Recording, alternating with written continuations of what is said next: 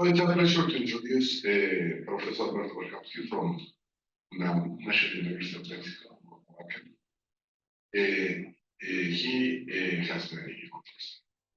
Of course, but let me just mention the Latin American Prize for Mathematics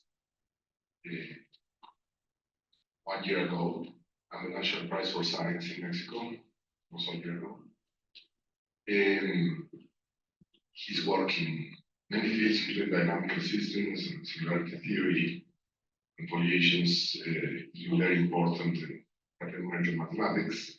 And also, it's a very special occasion because he was probably the last doctoral student of Solomon Lefschetz. So it could be not more appropriate. We're going to try to start a lot of stories from him later on at this conference. But for now, let him hear about his latest research. He's going to speak about abelian loop groups. Alberto Berkowski, thank you very much. Thank you very much. Of course, I thank the organizers. The reason the days of the fair, I think, having almost been one of the last, maybe the last students of nation, had a great influence in my country, and I'm glad we celebrated here. And I also want to thank IMSA for the great help we do to Latin America to develop. It's a fantastic place for people from Latin America to come here, the free use and facilities. Thank you very much for doing that. So this is your work with a lesson version, and the theme this is to replace, as I said, the loop. But I want to replace the circle. This is considered the mass of the circle, the space. I want to change the circle for another compact abelian collected group, which is the adelic solenoid. So this is the main theme of the talk. And so let me start with that. So first let me explain what the adelic solenoid, how I understand by adelic solenoid.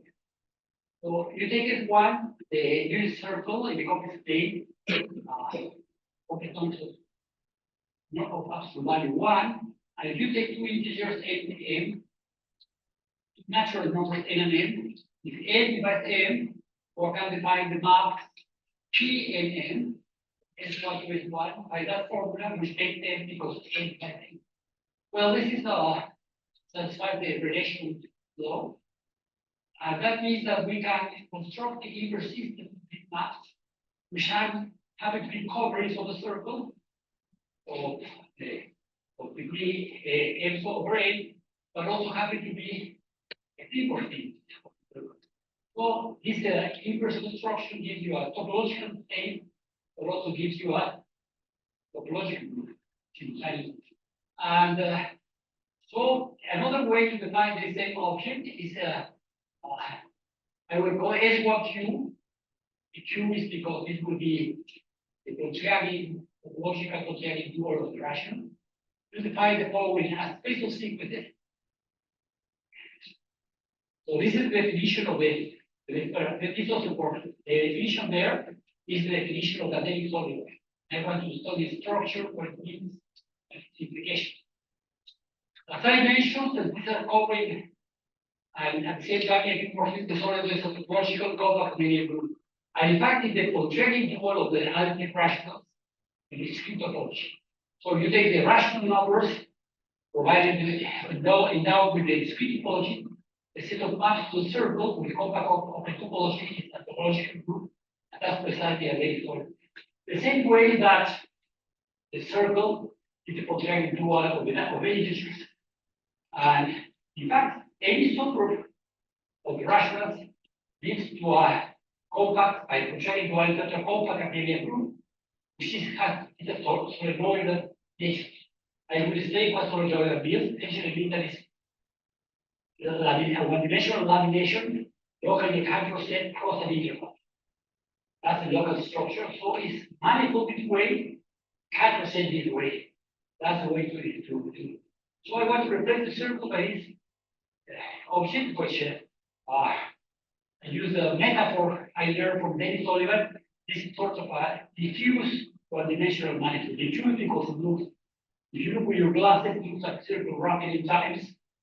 but it's actually solid, no? And that's the metaphor what you do. Okay? But actually, it's better to understand this space as a space of sequences. So you take the set of sequences indexed by the nationals of Cn of modulus equals to 1, satisfy this condition there, Cn to the power n already equals Cn, and therefore is in the obvious way an abelian group. Multiplication is of course wise, and that's the way. And we can, in this compact topological group, we can construct a beautiful Cantor group, which is the following. Consider the UN, capital UN, the roots of unity. By the way, this group is a abelian group, but I psychologically want to think of it as a multiplicative group. The psychology is that the map S1 from S1 taking power is a covering, and it's better to, in my head, to think of it as a multiplicative group. No? So you consider UN the roots of unity, which are points, two points. I'm not trying to. So I think of the roots of unity as a regular polygon and consider the set of sequences because this map P to N, P and N preserves the roots of unity, and therefore this way you get an inverse limit in UN, and this inverse limit is of cyclic groups, and with discrete topology, and therefore the inverse limit will be compact, like the Coulomb theorem, compact, abelian, perfect, totally disconnected group, it's a Cantor group. You know, it's a beautiful fact that whenever there is a topology at the Cantor set, we always see in our analysis course structure a group. So this is a group, and that's embedded because the second whole sequences defined out of the type defined before. Therefore, this is a subgroup of the solid. And the way to visualize this, I will tell you in a minute. So there's a canonical inclusion by the way, this inverse limit happens to be the profile completion of integers. It's a absolutely beautiful group that contains all the many information. And there's a natural inclusion from so Z hat is not the profile and completion of integers. It is a canonical inclusion into this polygon. And observe that S1Q is given by sequences, and so we have projections into different coordinates, and this happens to be group epimorphisms. In fact, they are fiber bundles over the circle with fiber group. So this is the thing. This group is solenoid is actually fibers, it's a principal bundle over the circle with fiber Cantor group. It's a connected linear group. And actually, the profiling completion of the integers, like the classical object in number theory, G bar, G hat, sorry, is the product of the additive group of the additive integers. So it's a countable product of Cantor groups, a countable product of Cantor groups, the Cantor group. And so it's a Cantor group, and we provide you with the Cantor topology. Actually, there's another way to see in terms of the Adele, group Adele, of Iwasawa, Chevalier, etc. The following way. First of all, take this map view from the real to this solenoid. By the way, you can visualize this solenoid like can you see the pictures of the famous fantastic solenoid? It's a solid torus. Inside there's a solid torus thinner and longer. Inside that was even thinner, even longer. And this intersects of solid torus. The number of wraps into the is 10 factorial. So the solid torus wrap 2 times, wrap 6 times, 24 times, 120 times, etc. Thinner, longer. And the intersection would be this object. If you want to visualize it, this is the object I'm talking about. And this map above embeds is a group injection and embeds real life into this beautiful object, solenoidal object, which I would like to think of as a lamination, using the metaphor of the idea from any solid and well, you could use as a current or as diffuse one-dimensional mind. And so this sequence here, UT, satisfies the conditions of the definition, and therefore it's an embedding. And what it's going to do is embed the real line into this solenoid densely, wraps around densely. And so this has and actually this is the connected component of the identity of this abelian group, which is connected, but it obviously not locally connected. It looks like you capture set processing. So you have that, but there's no way. So you have this canonical map projection to the first factor. If I think with this kernel that, the provide a completion, we have this exact image of that. S1, the solenoid projects into S1, have by character, and the kernel is a final completion. But the people in number theory think of this different way. It could be as the following way. You take the length, that or AQ is R, are all the completions, one Archimedean completion and the other non-Archimedean completions. You take R times the restricted product of the rational Archimedean numbers. So we have means that every element of the infinite sequence is algebra reality integers code except a final number. And this, so you have canonical embedded of Q there, diagonal, and Q divided with the lower line is what Q is the adel. And I'm not talking about the multiplicative ideal group, which people like Adam or Law, many people, but I'm thinking of the additive structure.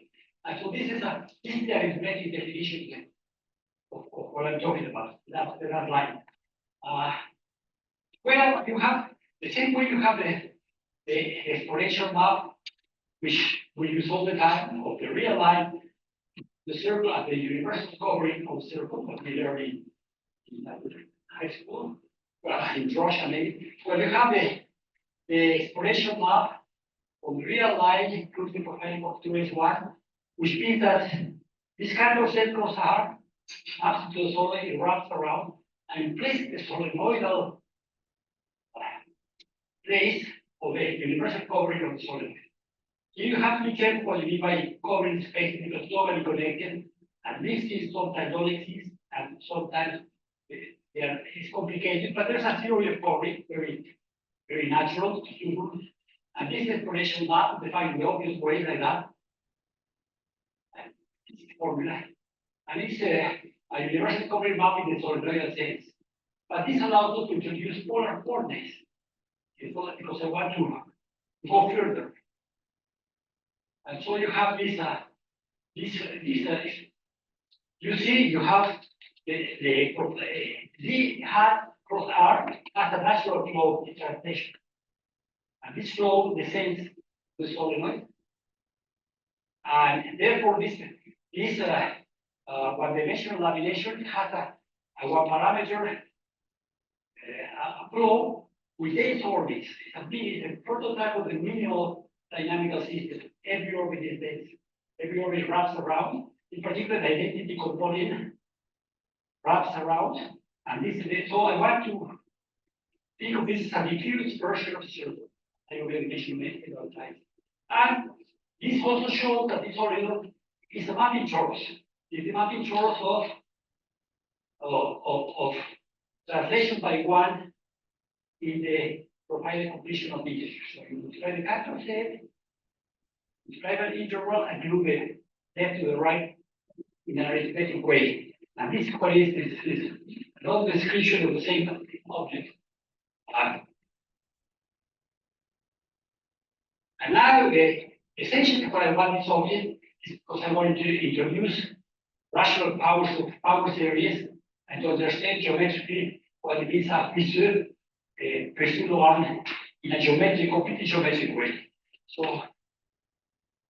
now I want to use Mondrian duality to say something about Q. The semi group of the constitution of the group of homomorphisms of Q is isomorphic to Q. any homomorphism of Q to Q is multiplication by the rational.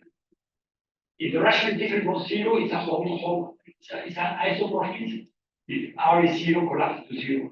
And therefore, by concerning duality, this implies that the dual of multiplication by a rational becomes a homomorphism of the solid wave. But actually, if the rational number is different from zero, it's an invertible map. The inverse being the dual of R inverse. And therefore, we give you a set of isomorphism of the Cantor set. But I can think multiplication by R, applying the homomorphism, the dual homomorphism multiplication by R, the solid. I like to think of this about multiplication by the rational number R. And this way the solid becomes actually a vector space over R. So this Kohlberg said, wrapping around in a Cantorian way, it's also told a vector space over the rational. It's beautiful. It's an observation by Halmos actually, one short paper I have. It's a vector field over Q, which is for pathological. So, but point is that this allows me to take rational powers of elements in the solid wave. So C to the power of P over Q is the dual of multiply by the rational P over Q. Therefore, I can take rational powers of elements of this solid wave, which is extremely, I'm trying to find the issue. But so this is theorem allows to say any map from the solid to the solid is homotopic to a map of the following type. QZ plus K. So I will apply the homomorphism by Q and translate by K. It's sort of an affine map. So every continuous map from solid to solid is homotopic to affine map.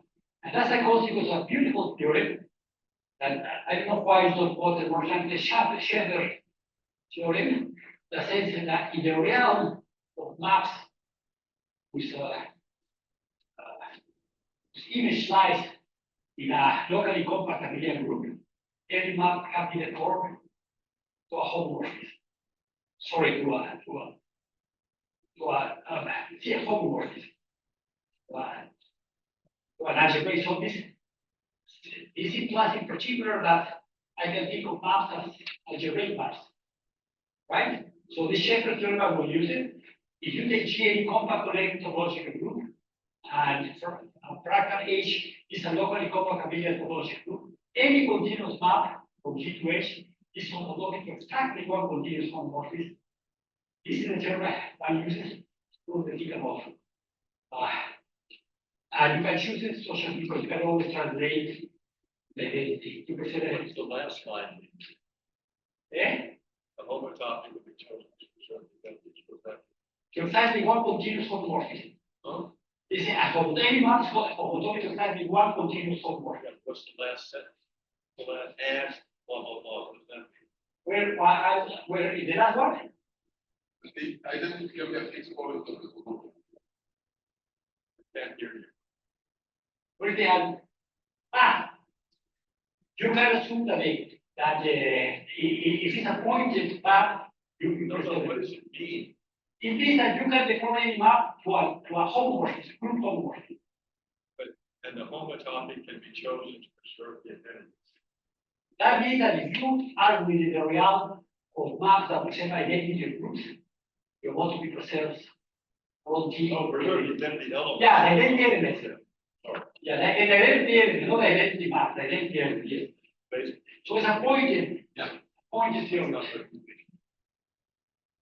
Well, this implies that given the continuum maps of these solid, we don't have to classify maps on the circle. They are completely determined by an integer. This is called the degree. Now, question: you have this solid. Can I classify maps from the solid itself by something? The answer will be yes. They are classified by the rational. So the theme of this by Jock is the integers is to the circle. Like the rational is to our solid. That's it. Synthetically correct. So any map from the solid to the solid is homotopic to one of this multiplication by Q. The same way that any map from zero to a circle is also called CPM. Same thing, except now I have a beautiful fact that I can take fractional powers. Okay, so, and that's blah, blah, blah, blah, blah, is the last question is set of multiple maps from the solver to the solver is canonically isomorphic to the additive fraction. So, and this map I have the right to call the degree. Okay. But I want to go more. The maps z to the power n over n, where n divides n, is not only defined on the circle, it's defined on the projective plane on the Riemann sphere. I want to use that fact to construct a two-dimensional version, solenoidal lamination. So consider the same maps, but now it's the same definition as before, but now instead of the circle, I take it to a projective plane. So I take the projective plane and take these powers to a rational map that be fixed 0 and infinity, and there are branch coordinates now of certain degree, and I take the inverse limit of that. And now what I obtain is a beautiful object. If you remove the 0 and infinity, will be C star, will be the provided coefficient of C star. And in fact, this space is beautiful in some sense. It will look at the suspension of the solenoid, is inverse limit. So it looks like solenoid going this way, the suspension of the solenoid. So that's two singular points. If they are bad or good, depends on your taste. I think they're beautiful. I think the cone of the solenoid is a beautiful object. There is some people think it's so beautiful to be in high living.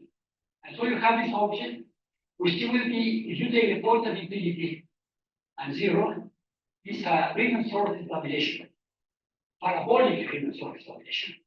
And if these are copies of C, so it's created by copies of C, and what will be useful, I will explain later, but anyhow, I have the right to, why not I do that, and I have that, and I'm gonna call that the adelic projective line, because it uses the veils, essentially. And this is the object I want to study and to see. And in particular, if you remove the north pole, the 0 and north pole, you can restrict these maps to C star. And so C star, all the powers, and this obtained, or you obtain, is adelic solenoid projective line minus the point of infinity and 0. And this will teach us because it will allow us to introduce it, polar coordinates, and most importantly, power series in this group. And power series now will have the right to have rational powers.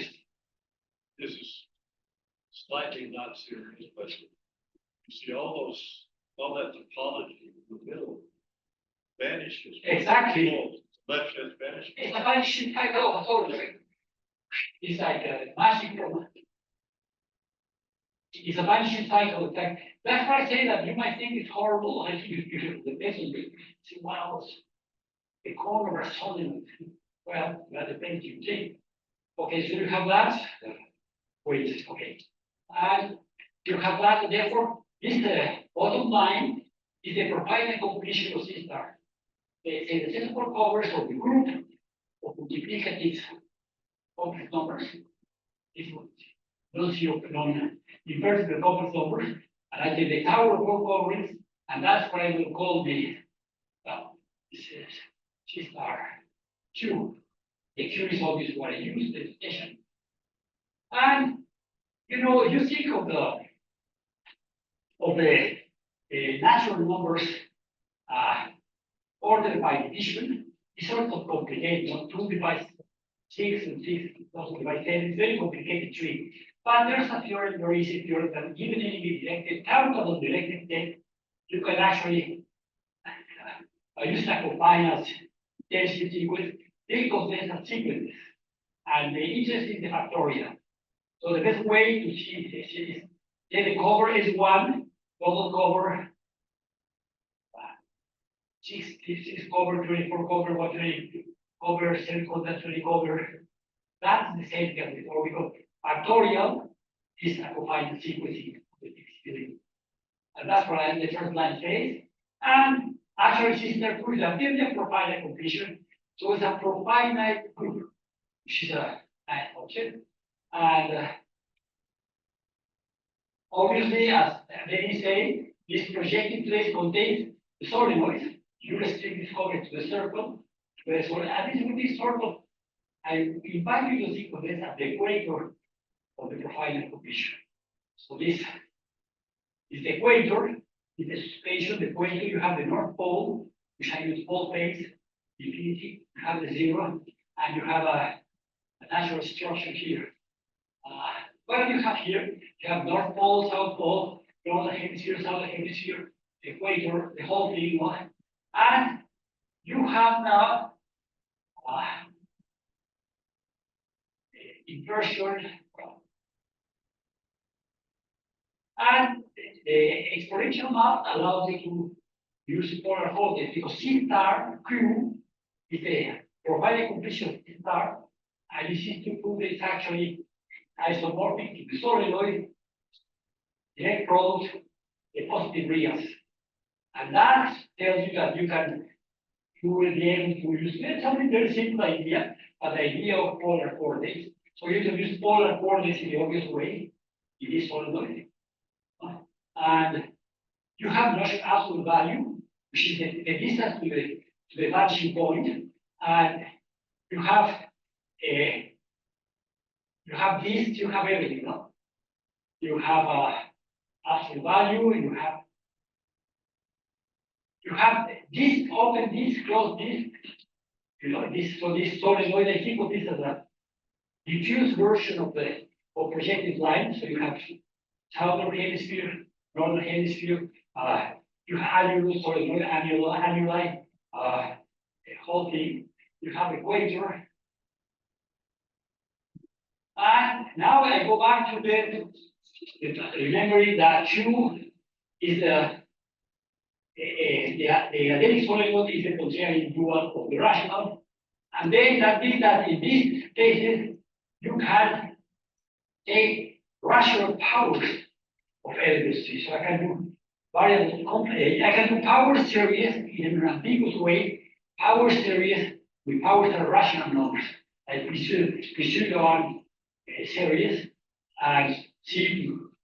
So I use the contrary duality. It makes sense to take a point in the adelic solenoid and take a rational power, T to the Q. So using polar, the same time that R, that's E to the I theta is power A is R to the P is same thing here, with the same formula. So you have that simple math. And now, well, because we will be dealing with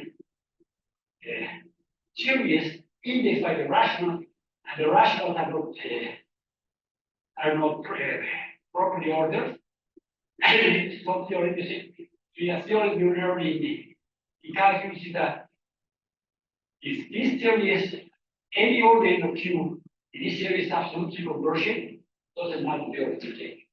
So you take one ordering of the rational, the one you want, you take a sum of power set of series of complex numbers indexed by Q, this order, and if this series is absolutely convergent, you don't care the order. Very important because you have to be careful. And therefore now you can make sense of the formula below. Take AQ, a sequence of complex numbers indexed by the rational, Z to the power Q, which I know for the easy polar coordinates, I use the T and the, because you see any element is on the form a real number, that's one element is solenoid. And then you define this using the characters. It's a perfectly well defined notion. And now, of course, now I can talk of holomorphic functions in the northern hemisphere, in the symbolic. See where I can go, where if I can use the Lewis theorem, Cauchy theorem. But anyhow, you can define power series in a very direct way. create this power series.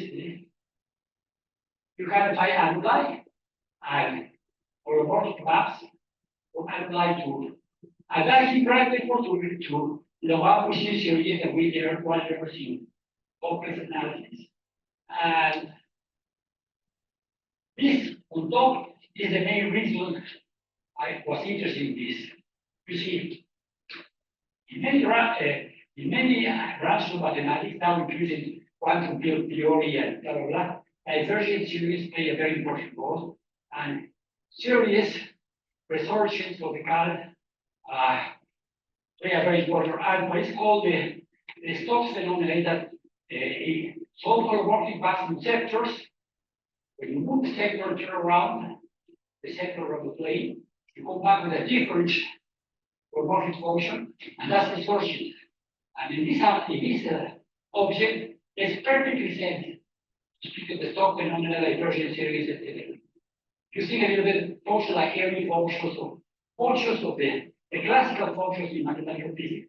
Then you have the binomial sectors, and then you have obstructions with them, and this gives you a, so this in blue is what I like to understand. Well, now we know how to find winding numbers for maps, and you have this. Suppose you have an annulus, lower radius R, and one on top. And you have a map or a working map from there to C star.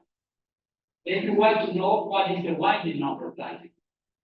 And the way to do it is where you can homolog this map to a map from the solenoid to the circle, and you pick up, you represent that by Schafer's theorem, you represent that by homomorphism, and therefore a character, and therefore you pick a rational number. And the same way in our complex variables, you know, 1 over 2 pi I the integral of the spherical function gives you the winding number, same thing here. Except now the winding number is a rational number, rather than an integer number. Well, one of the most beautiful things to do if you have a projective line is to compute, understand holomorphic vector models. And here it makes definitely sense to speak of holomorphic vector models over the identical projective line. So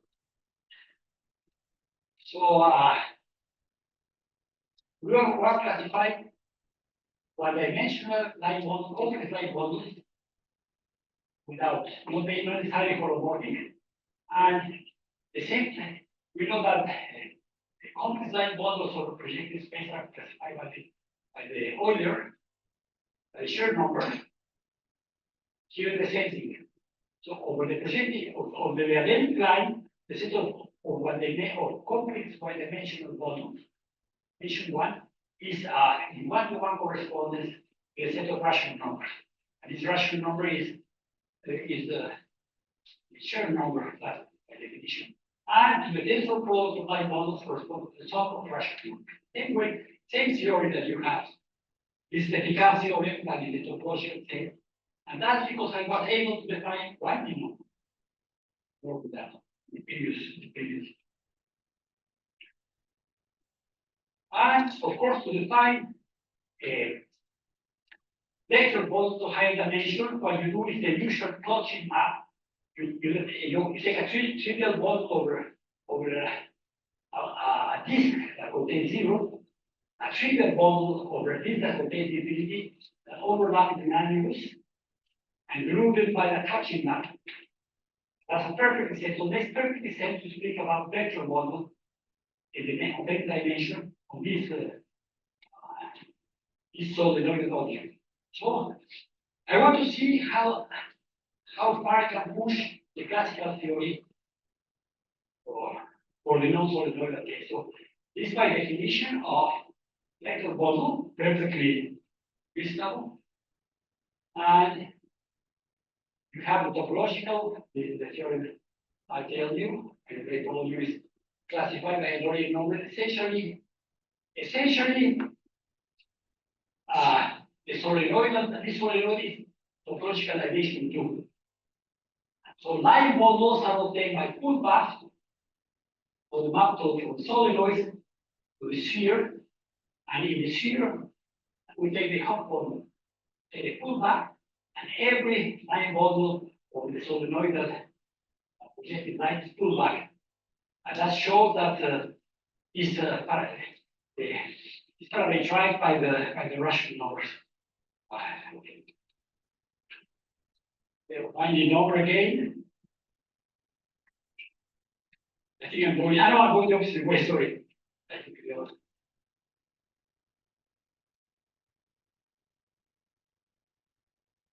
so there's the definition of vector model. That's just the definition of Rothschild map.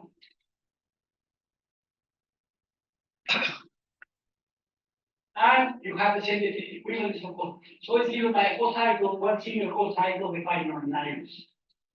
Any vector model. So it's a map from the analysis which yields to the general linear group of the complex numbers. That the holomorphic. So that's the definition of cycle. And I really my object was to prove the celebrated Birkhoff-Grothendieck theorem. Beautiful theorem that says that any holomorphic vector model of a projective line is a direct sum of line models, unique of the ordering. So essentially given by interval of integers, shared numbers, and here will be the same theorem, will be given by an interval of rational numbers, unique up to ordering. That's what I want to prove. I will remember that actually the Birkhoff-Grothendieck theorem is a theorem in dynamical systems.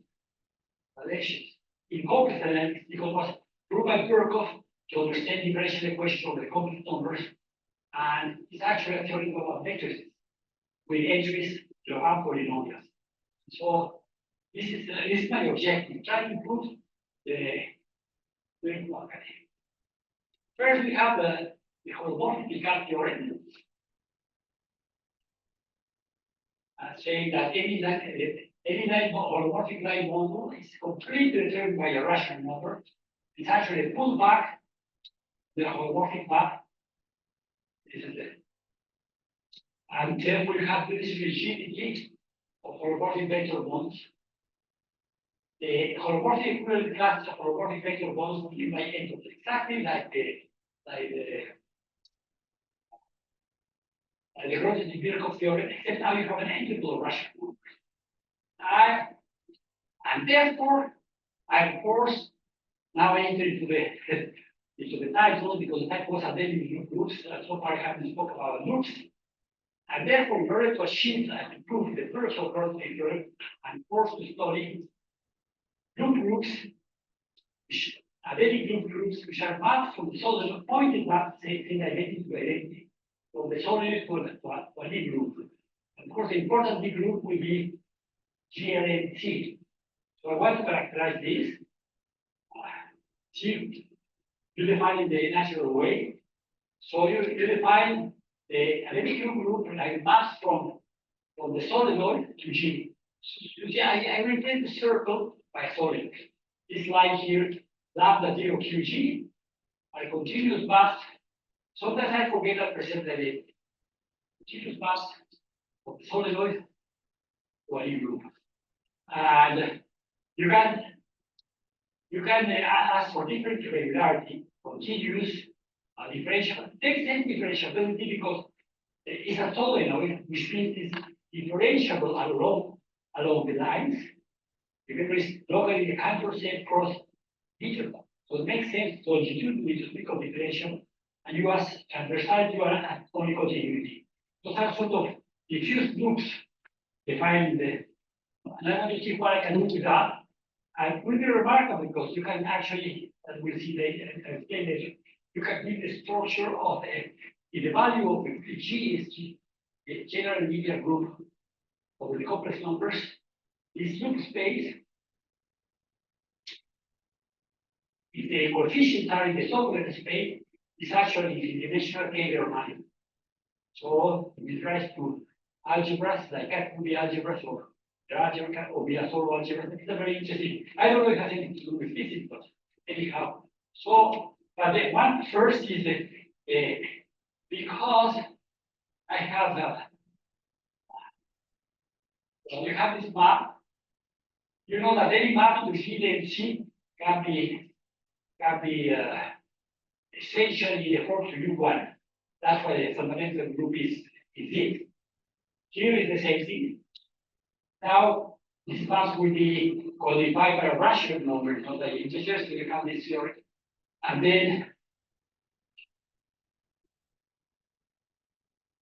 this is that this thing happens in general linear group.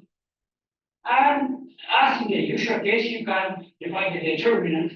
So you have a cosine law, you have a map of the abelic animus to GLA.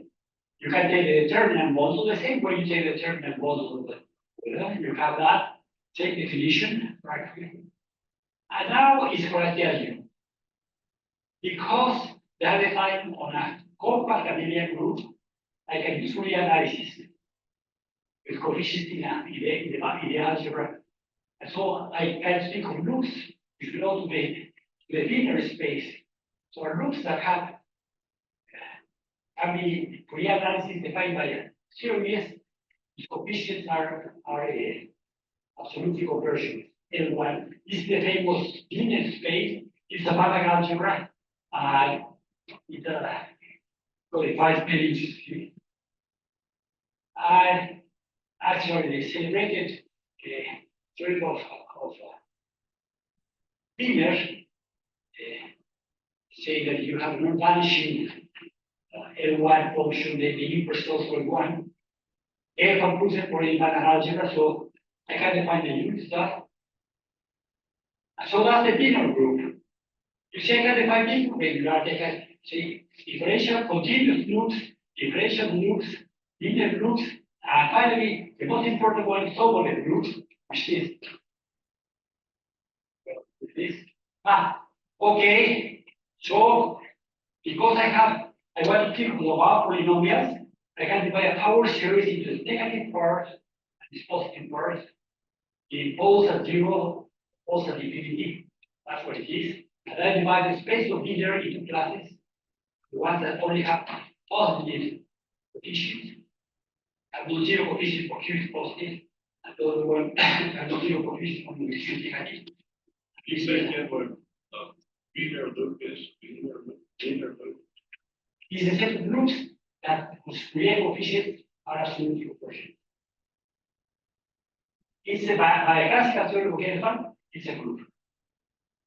It's not really analysis. It's a theory of harmonic analysis. So you can say,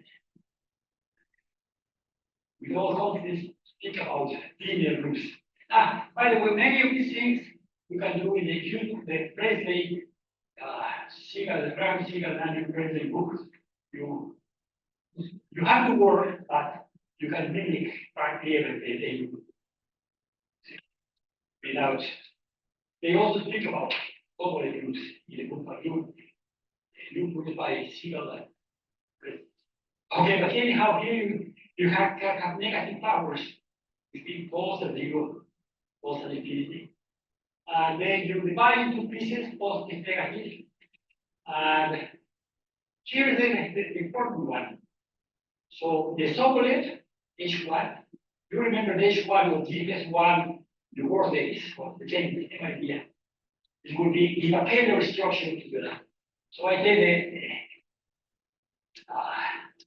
so Sobolev's maps from S1 to any group are given by power specified Fourier series that satisfy the last equation.